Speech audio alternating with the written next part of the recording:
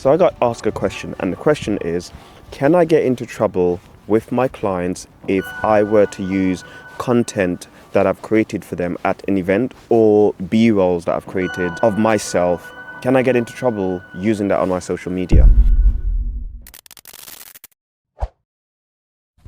The short answer to the question is yes and no, but it all depends on how you go about it. If you have something in place so that the client is fully aware so that they can opt in or opt out, and then second is that will give the client the opportunity to talk about things like if they have a campaign running, they will ask you not to release content before the campaign is out. So it just all depends on how you go about it. What I don't recommend is just getting content out there just to promote yourself without any consideration. Like, you need to make sure you're asking the right questions so that you're in a line or you're aligned with your clients. So it's kind of that simple. It's asking the right questions, making sure you have something in place, and making sure that you communicate to the client.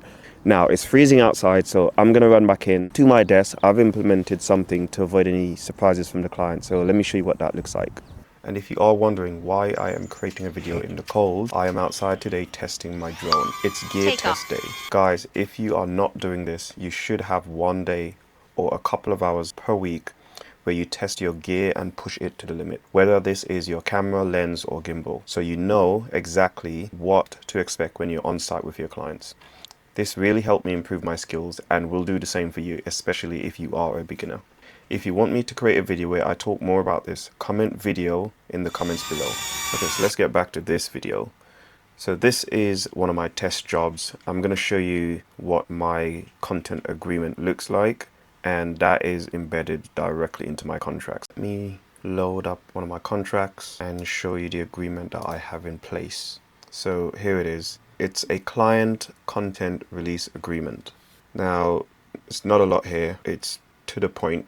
All it basically says is the client grant Frith Image permission to use selected media for promotional purposes, including Frith Image website and portfolio, client proposals and case studies, social media, and digital marketing. This is a part of the contract.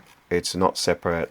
When the clients sign the contract, it's there, but also it's there so that if the client do have any questions that they want to ask, they have the opportunity to do so. And it's just that simple, guys. You just need to have a simple agreement in place to notify your client that you do have the intention to post content for promotional purposes, because most of this, they do expect that you are going to promote yourself.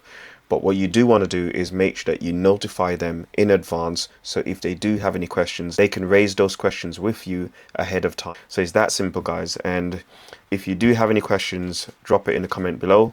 But until the next time, thanks for watching.